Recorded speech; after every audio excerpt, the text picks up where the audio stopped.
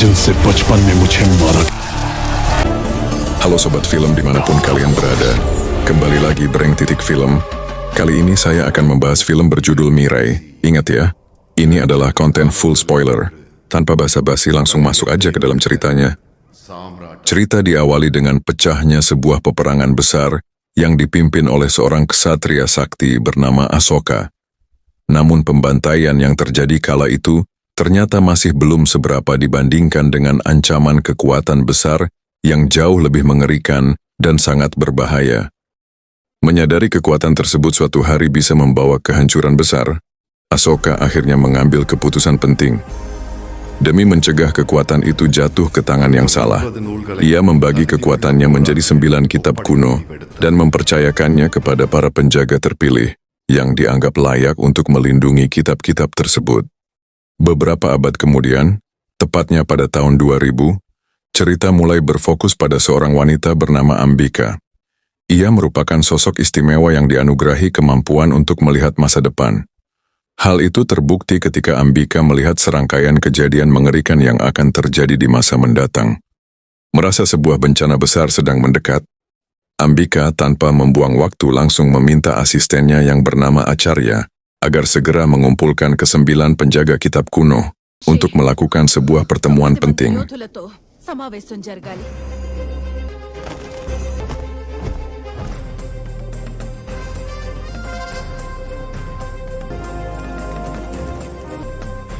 Namun saat pertemuan sedang berlangsung, tak satu pun dari para penjaga kitab benar-benar mempercayai ramalan yang disampaikan oleh Ambika. Mereka merasa pertahanan yang dimiliki terlalu kuat dan mustahil bisa ditembus dengan mudah.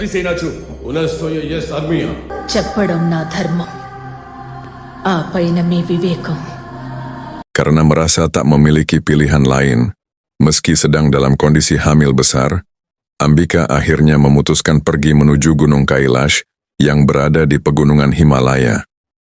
Tujuannya hanya satu, yaitu menemui seorang pertapa sakti bernama Agastya, agar mendapatkan petunjuk tentang cara mencegah bencana besar yang akan datang. Di tengah perjalanan menuju pegunungan Himalaya, Ambika sempat berada dalam kondisi tak sadarkan diri. Namun secara tak terduga, dirinya justru ditolong oleh sosok misterius yang ternyata adalah seorang pertapa sakti bernama Agastya. Setelah sadar, Ambika pun menceritakan penglihatan mengerikan yang selama ini terus menghantuinya. Mendengar hal tersebut, Agastya akhirnya menjelaskan bahwa ancaman besar yang akan datang bukanlah kekuatan biasa, melainkan sebuah kekuatan jahat yang sangat sulit untuk dihentikan.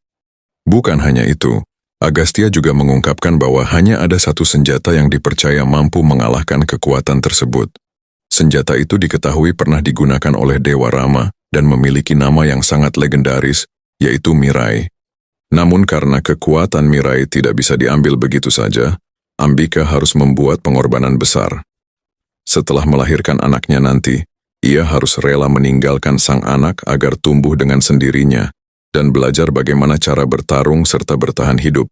Hal itu dilakukan bukan tanpa alasan, sebab suatu hari nanti, anak tersebut dipercaya akan menjadi sosok yang ditakdirkan untuk bersatu dengan Mirai, sekaligus menghadapi ancaman besar yang selama ini dikhawatirkan Ambika. Nide ajna, nide daya. 24 tahun kemudian cerita mulai berfokus pada seorang gadis bernama Fiba yang tengah melakukan meditasi. Saat itulah ia mendengar kabar mengenai 6 kitab kuno yang telah berhasil direbut oleh sosok jahat bernama Mahabir. Mahabir sendiri dikenal sebagai sosok yang sangat kuat dan hampir mustahil untuk dikalahkan. Terlebih lagi, jika dirinya berhasil mendapatkan kitab ke-9, maka kekuatannya dipercaya akan menjadi tak tertandingi. Untuk mencegah hal buruk itu terjadi, Fiba mendapat tugas penting, yaitu membawa pulang seorang anak yang dahulu ditinggalkan oleh Ambika. Anak tersebut dipercaya akan menjadi penjaga kitab ke-9, sekaligus sosok yang sudah ditakdirkan untuk bersatu dengan Mirai. మిరాయిని చేరుకునేవాడు అతనే. ఆ పరిష్కారం తీసుకురావడానికి అంబిక హెచ్చరించిన ప్రమాదం జరగడానికి మిగిలింది 3 వారాలు. Tanpa membuang waktu, Fiba langsung pergi menuju wilayah Faransi demi mencari keberadaan anak yang dimaksud. Ia pun mulai bertanya kepada warga sekitar dan pihak kepolisian, berharap seseorang mengenali orang yang sedang ia cari. Karena memiliki kemampuan membaca pikiran seseorang, Fiba akhirnya mulai menerawang orang-orang di sekitarnya, hingga berhasil menemukan petunjuk mengenai keberadaan pemuda tersebut. Disinilah cerita mulai berfokus pada seorang pemuda pemilik toko barang loak bernama Feda. Diketahui, Feda merupakan sosok yang kerap menjual barang-barang tiruan demi mencari keuntungan. Saat itu Feda sedang berhadapan dengan seorang pria berkepala plontos yang marah besar karena merasa barang miliknya telah ditukar dengan barang palsu. Situasi pun perlahan mulai memanas ketika pria tersebut berniat menghabisi Feda saat itu juga. Namun di luar dugaan, Feda ternyata mampu melawan seluruh anak buah pria tersebut seorang diri. Meski begitu, pria itu terus memaksa Feda agar menunjukkan keberadaan barang berharga miliknya, hingga situasi semakin tak terkendali.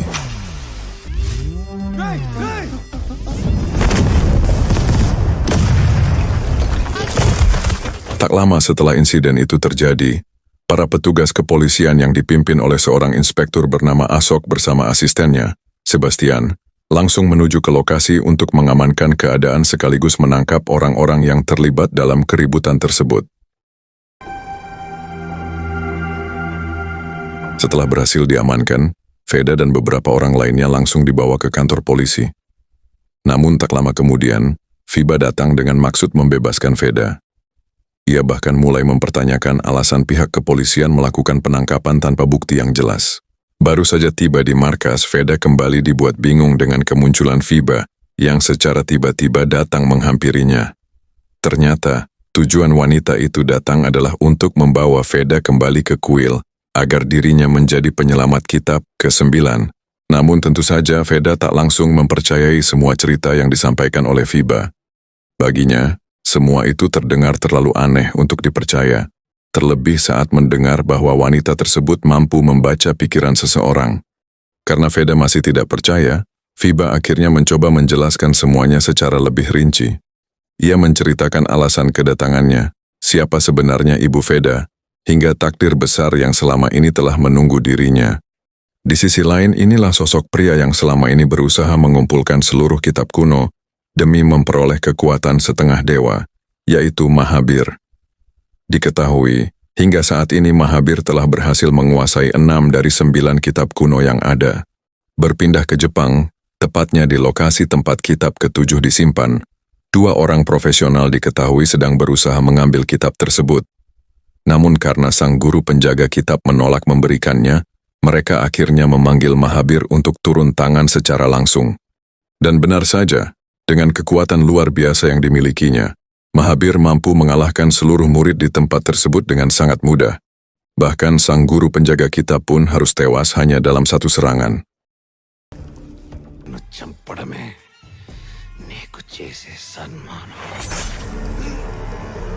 Setelah berhasil mendapatkan kitab ke-7, Mahabir pun pergi meninggalkan tempat tersebut tanpa ampun. Beralih ke Feda kembali, sesaat sedang memberikan uang kepada seorang kakek tua. Feda kembali dikejutkan dengan kehadiran Fiba yang tiba-tiba muncul di hadapannya. Fiba kembali mencoba menjelaskan bahwa mereka harus segera melakukan sebuah ritual agar Feda dapat mengingat kembali masa lalunya. Namun sebelum semua itu terjadi, situasi mendadak berubah menjadi kacau akibat serangan tak terduga. Keesokan harinya Feda pergi menuju sebuah penginapan untuk menemui Fiba karena mulai merasa penasaran dengan semua hal aneh yang selama ini terjadi. Namun setibanya di sana, dirinya justru kembali dibuat bingung saat melihat Fiba sedang bermeditasi. Melihat Feda masih belum memahami apapun, Fiba akhirnya mulai menjelaskan tentang latar belakang dirinya, termasuk siapa sebenarnya Ambika, sosok wanita yang memiliki kemampuan melihat masa depan, sekaligus ibu kandung Feda. Di sisi lain, Mahabir mulai mengungkap alasan mengapa dirinya selama ini tidak pernah membahas keberadaan kitab ke-9. Ternyata, selama bertahun-tahun ia memiliki rencana besar yang diam-diam terus dipersiapkan demi memperoleh kekuatan yang jauh lebih besar. Ninth book is a big puzzle, Professor. 9వ గ్రంథం చేరాలంటే అంబిక వేసిన పథకం దాటాలి. Berpindah ke Tibet, tepatnya di sebuah biara terpencil, kita diperkenalkan dengan seorang wanita bernama Yuka. Setelah menghilangkan gurunya sendiri, Yuka akhirnya mengetahui lokasi tempat suci yang selama ini dicari dan bersiap menjalankan misi berikutnya. Fiba kembali menemui Veda untuk meyakinkannya bahwa semua yang terjadi bukanlah kebetulan. Ia pun menjelaskan bagaimana dirinya bisa menemukan Veda sampai ke tempat itu. Menurut Fiba, selama ini Veda selalu memiliki niat baik dalam setiap tindakannya, meski seringkali terlihat seperti orang biasa. Karena merasa masih belum percaya, Veda akhirnya mengajak Fiba pergi ke suatu tempat sambil mencoba membuktikan apakah semua ucapan wanita itu benar atau tidak. Bahkan di tengah perjalanan, Veda nekat mencuri sebuah mobil tanpa menyadari ada 2 gadis kecil yang ternyata berada di dalam kendaraan tersebut. Anehnya, kejadian itu justru membuat Veda mulai sedikit percaya dengan semua perkataan Fiba. Tak lama kemudian, Fiba menjelaskan bahwa tujuan utama mereka adalah mencapai Mirai demi mencegah Mahabir menjadi sosok yang tak terkalahkan. Satu-satunya cara untuk menemukan Mirai adalah dengan melakukan sebuah ritual khusus, agar Veda dapat mengingat kembali petunjuk dari masa lalunya. తెచ్చుకో నువ్వు చేరుకోవలసిన మొదటి లక్ష్యం Mirai. Dan benar saja, setelah berhasil melakukannya, Veda mulai mengingat kembali perkataan sang ibu yang selama ini tersimpan jauh di dalam ingatannya. Semua kenangan itu membuat Veda mulai merasa sedih sekaligus bingung.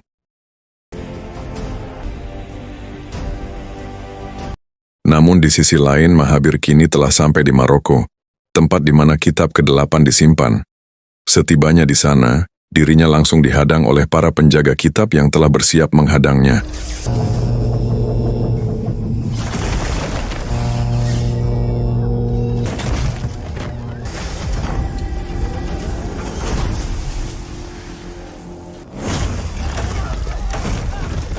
Pertarungan sengit pun tak dapat dihindari.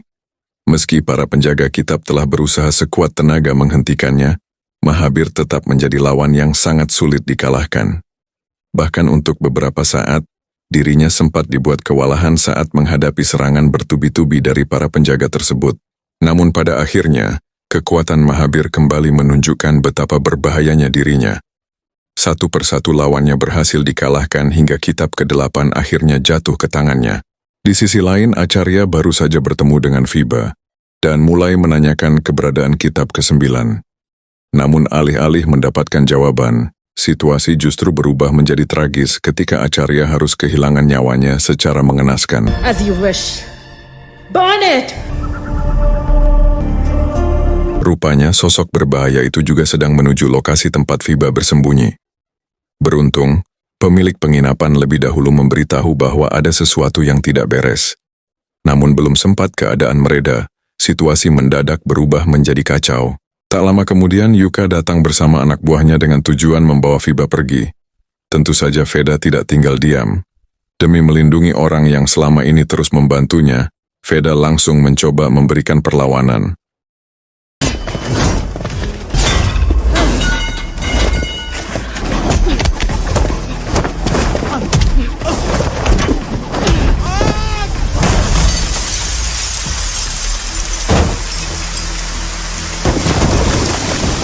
Namun sayangnya, kemampuan Yuka ternyata jauh lebih kuat dari yang dibayangkan.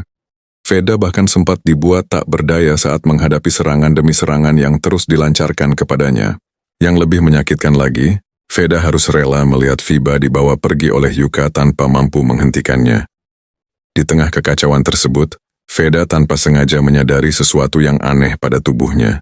Ternyata, terdapat sebuah tanda misterius di tubuh Veda yang selama ini tidak pernah ia sadari. Setelah mencoba mencari tahu, dirinya akhirnya menyadari bahwa tanda tersebut bukan sekadar gambar biasa, melainkan sebuah petunjuk menuju pegunungan Himalaya. Tanpa membuang waktu, Veda bersama temannya akhirnya memutuskan pergi menuju pegunungan Himalaya demi mencari jawaban atas semua misteri yang selama ini terus menghantuinya. Setibanya di pegunungan Himalaya, Veda mulai mendengar berbagai cerita menyeramkan mengenai tempat yang akan mereka tuju. Banyak orang mengatakan bahwa siapapun yang melewati jalur tersebut tidak pernah kembali dengan selamat. Meski begitu, Veda tetap memilih melanjutkan perjalanan. Ia kembali mengingat perkataan sang ibu tentang takdir besar yang suatu hari akan menantinya. Dengan tekad kuat, Veda terus berjalan demi menemukan jawaban atas semua misteri yang selama ini membingungkannya. Setelah melewati perjalanan yang begitu berat, akhirnya Veda berhasil menemukan lokasi tempat Fiba ditahan.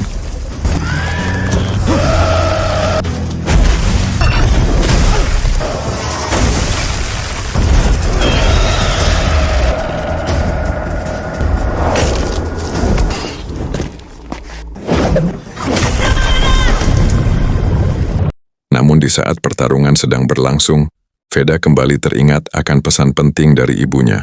Ia diingatkan bahwa dirinya harus terlebih dahulu bersatu dengan Mirai jika ingin memiliki kekuatan untuk menghadapi ancaman besar yang ada di hadapannya.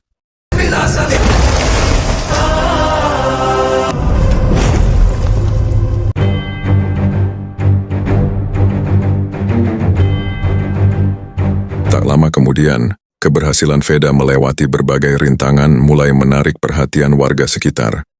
Mereka menganggap Veda sebagai sosok istimewa karena menjadi satu-satunya orang yang berhasil selamat dari bahaya lembah tersebut.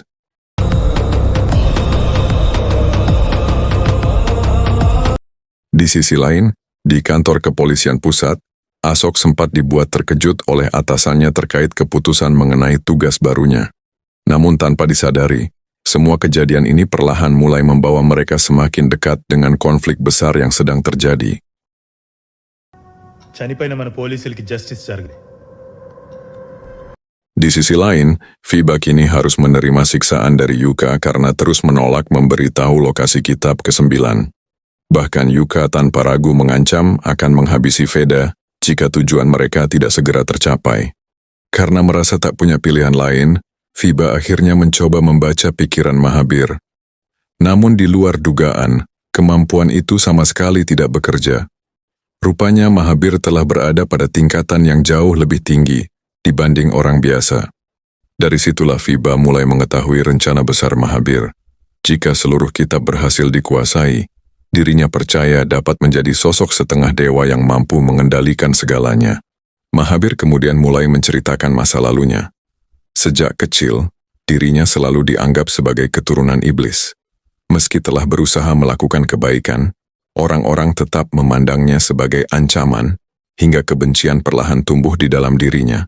Dipenuhi amarah dan rasa kecewa, Mahabir pada akhirnya membakar desanya sendiri. Dan kini, demi mewujudkan ambisinya, ia bahkan mengirim anak buahnya untuk menghabisi Veda yang dianggap dapat menggagalkan seluruh rencananya. Sementara itu, saat sedang memikirkan fungsi sebenarnya dari Mirai, Veda tanpa sengaja bertemu dengan seorang kakek misterius yang ternyata mampu menahan pohon tumbang dengan sangat mudah. Merasa penasaran dengan sosok kakek misterius tersebut, Veda akhirnya mulai bertanya mengenai siapa dirinya sebenarnya dan apa fungsi Mirai yang selama ini terus disebut-sebut. Namun alih-alih langsung menjawab, kakek itu justru membawa Veda ke suatu tempat sambil memperlihatkan kekuatan Mirai. Dan benar saja, sosok misterius itu ternyata adalah Agastya. Ia mulai menjelaskan bahwa Mirai bukanlah senjata biasa yang bisa digunakan sembarangan. Jika ingin mengendalikan kekuatannya, seseorang harus memiliki niat tulus untuk menolong banyak orang. Bukan hanya itu, Agastya juga meminta Veda pergi ke sebuah tempat suci untuk membuktikan apakah dirinya benar-benar layak menjadi penerus kekuatan tersebut. Namun setibanya di sana, Veda justru mengalami kesulitan. Senjata yang dibawanya bahkan dianggap bukan sesuatu yang istimewa. Hingga akhirnya, seorang gadis kecil secara tiba-tiba muncul dan menunjukkan lokasi tempat senjata yang sebenarnya berada. Baru saja Veda tiba di tempat tersebut, dirinya langsung dikejutkan oleh kemunculan Yuka bersama para anak buahnya. Rupanya, mereka telah lama mencari keberadaan Veda, sekaligus berniat memaksanya memberitahu lokasi kitab ke-9. Pertarungan sengit pun tak terhindarkan. Veda sempat dibuat kewalahan akibat serangan bertubi-tubi yang terus dilancarkan Yuka dan para pengikutnya hingga keadaan perlahan mulai berada di luar kendali. Di tengah pertarungan yang semakin kacau, Veda terus berusaha memberikan perlawanan meski dirinya berkali-kali dibuat tak berdaya oleh Yuka dan para anak buahnya. Serangan demi serangan terus menghujani tubuhnya hingga membuat keadaan semakin sulit. Namun tepat di saat semuanya terasa hampir berakhir, Sesuatu yang tak terduga akhirnya terjadi. Veda pada akhirnya berhasil bersatu dengan Mirai, dan seketika kekuatan besar mulai bangkit dari dalam dirinya. Kini keadaan langsung berbalik. Dengan kekuatan Mirai, Veda mulai membabi buta melawan Yuka beserta seluruh anak buahnya. Bahkan tongkat sakti tersebut berhasil menyelamatkan Fiba, yang sebelumnya hampir kehilangan nyawanya. Setelah berhasil mengalahkan para pengikut Yuka, Veda dan yang lainnya mulai mendengar tentang sebuah pulau bernama Kamarkia. Tempat itu dipercaya menjadi lokasi penyimpanan kitab ke-9 yang selama ini dicari. Tanpa membuang waktu, mereka akhirnya memutuskan pergi menuju pulau tersebut demi menemukan keberadaan kitab ke-9 sebelum jatuh ke tangan Mahabir. Di sisi lain, Asok bersama para petugas kepolisian mulai meminta bantuan teman Veda untuk mencari keberadaan pemuda itu. Dan setelah mengetahui arah tujuan Veda, mereka pun segera bergerak menuju lokasi berikutnya. In my phone. Follow me. Setibanya di Pulau Kamakia, Veda langsung mulai mencari keberadaan seseorang bernama Angama Bali. Tujuan kedatangannya ke tempat itu sangat jelas, yaitu mencari tahu lokasi kitab ke-9 yang selama ini menjadi kunci dari semua kekacauan. Tak lama kemudian Veda akhirnya bertemu dengan sosok yang selama ini ia cari. Kedatangannya bahkan langsung disambut dengan baik oleh Angama Bali. Rupanya, selama 20 tahun terakhir dirinya memang telah menunggu kehadiran Veda, sejak Ambika terakhir kali datang ke tempat tersebut.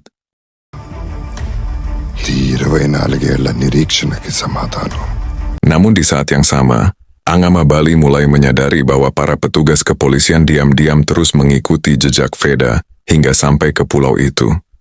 Demi menjaga rahasia desa agar tidak diketahui orang luar, Angama Bali akhirnya berusaha mengalihkan perhatian para polisi tersebut. Sesampainya di desa, Angama Bali mulai menjelaskan bahwa batu besar di depan wilayah itu merupakan simbol keberanian Ambika, sosok yang dahulu rela mengorbankan hidupnya demi melindungi desa dan seluruh warganya. Namun bukan hanya itu, Angama Bali juga mengungkap sebuah kenyataan mengejutkan. Ternyata selama ini dirinya telah melakukan kesalahan besar dalam membesarkan seseorang bernama Mahabir, sosok yang kini justru berusaha menguasai kitab ke-9. Angama Bali kemudian mulai menceritakan masa lalu yang selama ini tersembunyi. Dahulu, dirinya pernah membesarkan 2 anak yang sama-sama memiliki kemampuan luar biasa, yaitu anak kandungnya sendiri dan Mahabir. Namun seiring berjalannya waktu, Mahabir mulai menunjukkan sifat yang berbeda. Karena terus dianggap sebagai sosok yang berbahaya, perlahan kebencian mulai tumbuh di dalam dirinya hingga membuat hatinya dipenuhi amarah. Pada akhirnya Mahabir mulai membuat sebuah gelang yang telah diisi mantra Kalaboti, sebuah kekuatan yang mampu membuat siapapun tunduk di bawah kendalinya. Dan benar saja, satu persatu warga desa mulai kehilangan kesadaran atas kehendak mereka sendiri. Keadaan semakin memburuk saat Mahabir tanpa ragu menghabisi anak dari Angama Bali. Melihat semua itu, seluruh warga desa tak lagi mampu berbuat apa-apa dan hanya bisa pasrah menghadapi kekuatan mengerikan tersebut. Di tengah kekacauan yang terjadi, Ambika akhirnya turun tangan. Dengan seluruh kekuatan yang dimilikinya, Ambika mencoba menghentikan Mahabir demi menyelamatkan desa beserta seluruh penduduknya. Namun pertarungan itu harus dibayar mahal. Demi melindungi semua orang, Ambika rela mengorbankan nyawanya sendiri. Pengorbanan itulah yang kemudian menjadi alasan mengapa Veda dikirim jauh demi menyelamatkan masa depan. Kini setelah mengetahui seluruh kebenaran tersebut, Veda semakin yakin bahwa dirinya memang ditakdirkan untuk menemukan kitab ke-9 sebelum semuanya terlambat. Dengan tekad kuat, Veda mulai mencari keberadaan kitab ke-9 hingga akhirnya tiba di sebuah gua misterius. Namun setibanya di sana, dirinya sempat merasa putus asa karena tak menemukan petunjuk apapun yang bisa membawanya menuju kitab tersebut. Di tengah rasa bingung itu, Veda akhirnya memilih berdoa dan meminta petunjuk agar ditunjukkan jalan yang benar. Dan benar saja, sebuah kejadian tak terduga akhirnya mulai membawanya semakin dekat pada jawaban yang selama ini dicari. Akhirnya berhasil mendapatkan kembali kitab ke-9. Namun Agama Bali segera memperingatkan bahwa ancaman sebenarnya baru saja dimulai. Menurut Angama Bali, Mahabir kini jauh lebih berbahaya karena telah menggunakan mantra Kalaboti untuk mengendalikan banyak orang. Jika kitab ke-9 sampai jatuh ke tangannya, maka kehancuran besar akan menjadi sesuatu yang tak terhindarkan. Karena itulah, Veda harus bergerak lebih cepat dan menghentikan Mahabir sebelum semuanya terlambat. మార్గం ఏదైనా సరే వాడిని నేను ఆపుతాను. Di sisi lain, para petugas kepolisian ternyata masih belum menyerah untuk menangkap Veda. Meski telah mengalami berbagai kejadian aneh, mereka tetap menganggap semua yang dilakukan Veda hanyalah pelanggaran biasa. Tak lama kemudian, mereka mendapat kabar bahwa Veda sedang berada di sebuah stasiun. Meski Veda dan teman-temannya berusaha menjelaskan bahwa mereka sedang mencoba menyelamatkan dunia dari kehancuran besar, para polisi tetap tak mau mempercayainya. Namun tanpa disadari saat itu anak buah Mahabir diam-diam telah bergerak untuk menghabisi siapapun yang mencoba menghalangi rencana besar mereka. Di sisi lain, Mahabir kini mulai menjalankan rencana utamanya. Dengan memanfaatkan gelang mantra Kalaboti yang sebelumnya telah dibagikan, dirinya berniat mengorbankan jutaan orang yang sedang menghadiri sebuah ritual besar.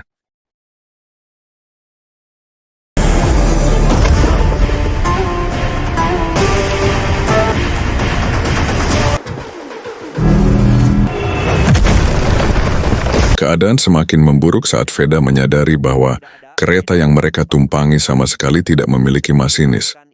Tanpa membuang waktu, Veda langsung mencoba menghentikan laju kereta demi menyelamatkan seluruh penumpang yang berada di dalamnya. Bahkan demi menghentikan kereta tersebut, Veda rela menggunakan kekuatan Mirai sebagai pengganti kendali utama.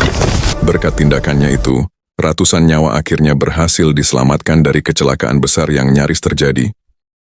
Di sana Mahabir telah menunggu Veda, dan pertarungan pun terjadi.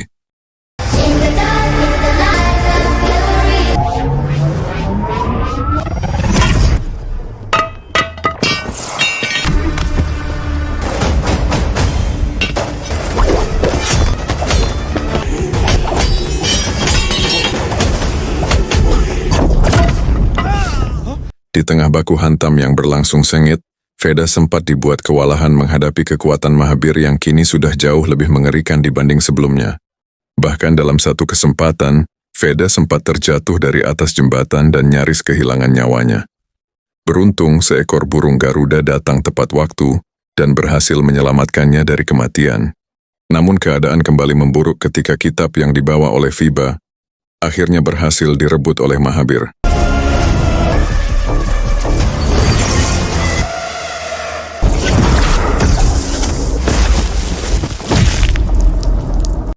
Kini, kekuatan pria itu semakin sulit untuk dihentikan, dan jutaan nyawa berada di ujung kehancuran. Tak ingin melihat begitu banyak orang kehilangan nyawa, Veda dengan tekad kuat akhirnya rela mengorbankan dirinya sendiri demi menghentikan semua kekacauan yang sedang terjadi. అతన్ని అంతం చేయడానికి ఆ దైవమే ఆయుధంగా Namun di luar dugaan, Veda ternyata bukan sosok biasa. Karena dirinya merupakan penerus kekuatan Dewa Rama, alam seakan memberikan perlindungan kepadanya. Hal itu terbukti ketika Veda berhasil selamat dari kekuatan yang dahulu, bahkan merenggut nyawa Ambika. Kini, kekuatan Veda menjadi jauh lebih besar dari sebelumnya. Dengan kemampuan barunya, ia akhirnya mampu mengimbangi bahkan melawan balik kekuatan Mahabir, yang selama ini dianggap hampir setengah dewa. Dan itulah alur cerita dari film Mirai, sebuah kisah tentang takdir, pengorbanan, dan perjuangan besar demi mencegah kehancuran dunia. Menurut kalian, bagaimana pendapat kalian tentang perjalanan Veda dalam mewarisi kekuatan Dewa Rama dan menghadapi Mahabir? Tulis pendapat kalian di kolom komentar. Jika kalian suka dengan video seperti ini, jangan lupa dukung channel ini dengan cara like, komen, dan subscribe agar kalian tidak ketinggalan alur film seru lainnya.